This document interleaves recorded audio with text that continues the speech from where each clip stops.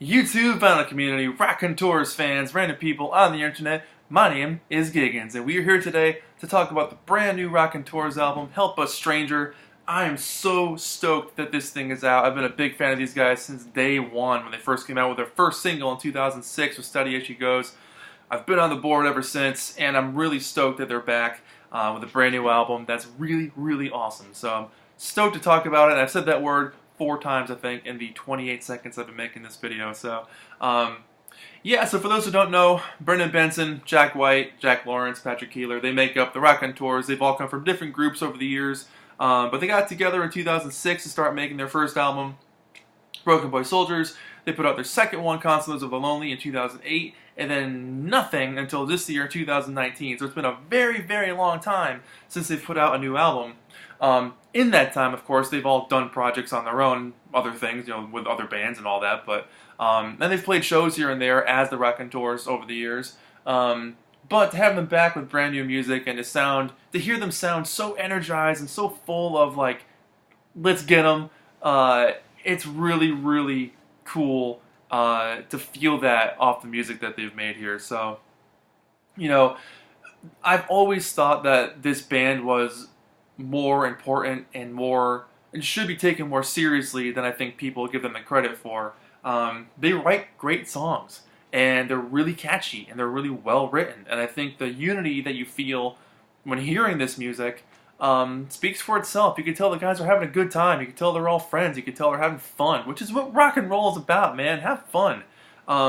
Which I really like hearing Jack White in this context with a band. I mean, his solo albums are really good, but hearing him with the Raconteurs, we can just loosen up a bit. I really, really enjoy that.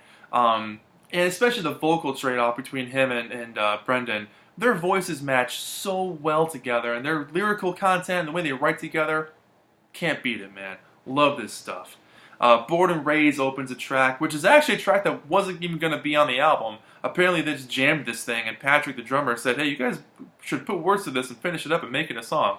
And even Jack White was like, okay, yeah, I'm glad you told us to do that, because this really works out as a great track. If there's one thing they're good at, is having an opening track on their album be super catchy and memorable. That's what they've always done with their albums. A really quiet intro leads into this thing before just exploding into this riff rock thing. And I like the speed and the rhythm that it takes on, but the band just jumps into it, and it sounds like they're back. It just sounds like they're so energized and ready to take on the world as the band again. The guitars are sharp and biting, the leads are there. Jack and Brendan trading off vocal passages is excellent, classic Raconteurs move. I love it. Still trying to figure out what the lyrics mean. I can't figure out what the hell the song's about, but I like it. Whatever it's about, it's kind of a fun song. Musically, it just kicks ass. This is one of those songs you put on and you're just like into it. It just rocks the whole way through. Very cool. Help Me Stranger, the second song on this thing. Jack and Brendan have both kind of said this is like the Raconteurs, like, in a nutshell. Like, you want a song that sounds like them, this would be one of those songs where it's like the best of all the guys firing on all cylinders, making one really cool song. And I'd agree with that.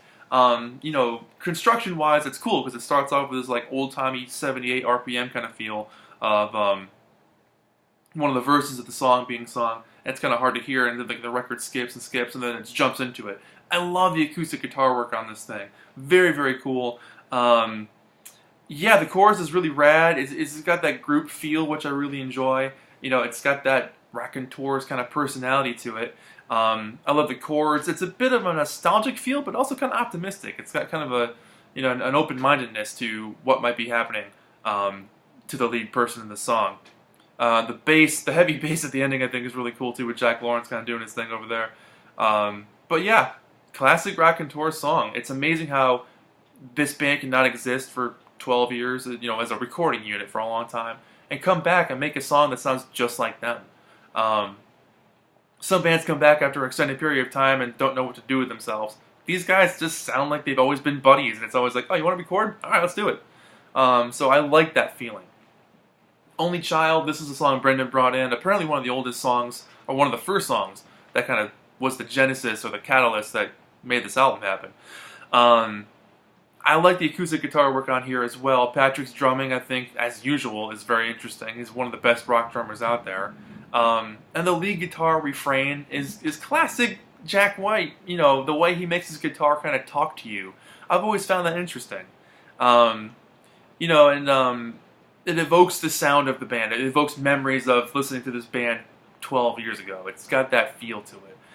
It sounds like old friends have come over to hang out and you're talking about old stories, but with new stories to mix in between. So, yeah, that's kind of the whole album as a whole for me. But I like the cool synthesizer bits throughout this track as well. And I love the piano ending out of nowhere. It just kind of pops up. I thought that was really rad. Don't Bother Me is track 4 on here. And, you know, it's an obvious cover of the Beatles track, you know, except they took away all the music and changed that, changed all the lyrics and changed the complete mood of the song. I'm kidding, of course. This song just rips through. It's a complete rock and roll ripper that just stomps the whole way through. And a lot of people have had a problem with the song. I think it's kind of fun. You know, if you look at the lyrics, you know, the talking about, you know, you're on your phone a lot, or you're doing this, or you're doing that, and at the end of it, it's like, it don't bother me. It sounds like the guy is saying, like, look, I might not agree with what you're doing, but it doesn't bother me. Like, I'm gonna let it roll off my back. I think some people have read this song as those things do bother the main person who's singing the song. Let me rephrase that. The main character that the song is, you know, the character of the song, that's what that person's trying to say. That's what I'm trying to say. Words are hard sometimes, guys. Yeah, crazy drums. It's just a lot of fun. I like the tempo changes where it becomes like kind of like scales back a bit and has this like menacing groove for a while before just jumping again headfirst into this craziness. So I think it's a cool song. I like the energy of it. It sounds like they're having fun. Shine the Light on Me. This has some really nice group harmonies, which is kind of unexpected to hear, but I love hearing them do group vocals. Very cool. Jack's piano playing has always been one of my favorite kind of things about Jack White or the Raconteurs or the White Stripes or you name it. His playing style is always 1 foot in the 30s, 1 foot in the now, so it's got this vaudevillian influence always that I hear anyway. But I like that. It gives him a character that literally no one else has. Like, you can tell that's his piano playing. Apparently this song was pegged for his last album, Boarding House Breach, but just didn't really work or feel right with the rest of the songs, so we kind of left it. And realized it would work a lot better as a Raconteur song, which I agree, works well for these guys. Some Days I Don't Feel Like Trying. This is one of my favorite songs in the album too. Easily one of my favorite songs in the album. But I love the sort of, not like downtrodden, but kind of like feeling that it's got throughout most of the track, where it's like, some days I just don't feel like trying, man. You know, but as it builds and builds and builds, it gets to that refrain at the end, and it is so powerful and gripping. It's truly remarkable. I mean, what a phrase. I'm here right now. I'm not dead yet. And they repeat that over and over and build it and build it. It starts off quiet. They end up yelling it at the end. You know, that tension, that anxiety, that longing, that yearning, it all just comes pouring through. What a song.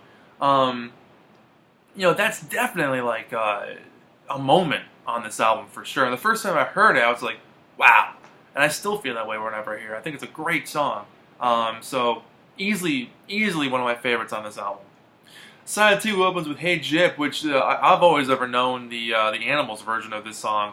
So for me, this was really cool to hear this cover. It reminds me of the Animals version a little bit, in the sense that it's got these like dusty vocals, you know, and or scratchy vocals, I guess you can call it. Fuzzy guitar tones everywhere. This song just rocks along. I love the drum work on this thing. It's just a mover, it's a shaker, it's just like really gripping you. So great cover, you know, cool to hear the guys having a good time with that one. Sunday Driver. This for me is like the most classic Jack White-ish, Raconteurs-ish song on the album. Just a straight up classic rock riff. I mean, it's catchy, it's tight, it's clean. You know, and I love the bits that Brendan sings. You know, let's kill some time, let's go for a drive. It's got all the elements that make up a collaborative song for me that sound like the Raconteurs. So yeah, a lot of fun on that one. Now That You're Gone, another classic track on here if you ask me. Brendan, again, just knows how to make these catchy hooks. The way he can sing lines that might sound, I guess, rather simple to other people, the way he owns them changes everything. And really makes the song quite effective. But his song construction has always been stellar. He just knows how to make a really catchy pop rock song, and he always has. I mean, even go back to his solo stuff in the 90s. He's always been able to make pop rock songs that stick in your head. It reminds me a lot of like Graham Coxon's was it Love Travels at Illegal Speeds or whatever that album's called. Great catchy pop rock stuff. But I love the background harmonies in this one. It's a total earworm. Just a classic song. The bass on this track I think is fantastic. Real smooth bass. I gotta admit, the guitar licks that pop up once in a while are good. But those vocal harmonies between Jack and Brendan, fantastic, man. You can't beat that stuff. Then you get Live a Lie, which is another, probably a Brendan song, that just plows through. This reminds me of Attention off the last album. Just a hell of a lot of fun. Patrick's drumming here is so tight. There's ripping riffs, crashing solos, just a rocking good time. And vocally, just a really interesting song. But, rock and roll, man. What's Yours Is Mine. This is an interesting song for me. It feels like it's a really short song, but it's actually about the same length as most of the songs on this album. It's got moments of like trippiness where the song kind of melts at a couple of points, which I think is kind of cool. But yeah, really shuffling drum beat, kind of trippy. Not my favorite track on the album, but definitely more of an interesting song. In the sense that it's got a weird construction. And it sounds a little bit like them, but like they're trying to expand their sound a little bit, which I can appreciate. And the last song on here, Thoughts and Prayers. Lyrically, one of the more interesting tracks on here about the world or our lives and how we relate to that and work through the chaos and the craziness and what your outlets can be for peace of mind and, trying to figure out how to be a good person or just move through difficult situations logically and, with love. The song, for the most part, is on the fairly quiet side until the ending where it really builds up and the drums get pretty nuts. Great fiddle playing throughout this track as well, or violin, whatever you want to call it. Really effective and really, I think, blends well with the song. And it's one of the only times you hear that the violin on this album, which on Concerts of the Lonely, I feel like it popped up way more. And was such an important instrument on that album, too, especially with songs like Old Enough, I think is a classic example of that. So on the inside, you get a sheet just kind of explaining the details of the album, who plays on it, who does what, the mixing, the mastering, who the manager is, all that kind of fun stuff. When it was recorded, June of 2018, January of 19. And on this side, the lyrics. So you can sing along to all the words there on the brand new Help Us Stranger LP. Comes in a black sleeve, which is pretty cool. And this particular copy is just a standard black vinyl. So there's side 2 with 2 people on this side, and side 1 has 1 people on that side. So very cool. I can slide that back in there. Yeah, I have been looking forward to this for years, and I feel like this album just kind of came out of nowhere. I feel like a few months before it came out, they announced it, and all of a sudden they're back and they're on tour, and it's like it's 2008 all over again. So really digging that. But there's a special exclusive version that came out through Third Man Records Vault, where you can actually peel off this like cover and reveal the Butcher cover underneath it. So the Raconteurs Photoshop their faces on the Beatles' bodies. So you can, and it says, the Raconteurs, Help Me Stranger, or Help Us Stranger, and all the song titles, just like Yesterday and Today looks. But yeah, you can destroy your album and peel that off and get the Butcher cover underneath. It's a very cool, call to some of their influences, I'm sure. But here's the back cover with all the songs on it, some information, the crosswalk guy. And that's it. Easily for me, this thing's a solid 8. The last 2 songs aren't my favorite on this thing. I would have changed. Who am I? They're not my favorite songs on here, but the rest of them I really, really dig.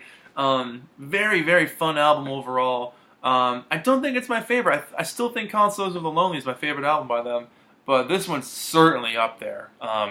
Just really well made, well mixed, well loved. You can tell the group's having a good time just hanging out, making music together, and sometimes that's what you need to hear, is just a group of people having fun, creating something, and letting you in on it at the same time. So with that, my name is Giggens. This has been Album Reviews of the Raconteurs, Help a Stranger, and going with a solid 8 on this thing, because I really feel like it's a solid album. So that's it. Thank you so much for watching, and I'll see you guys in the next video. Bye.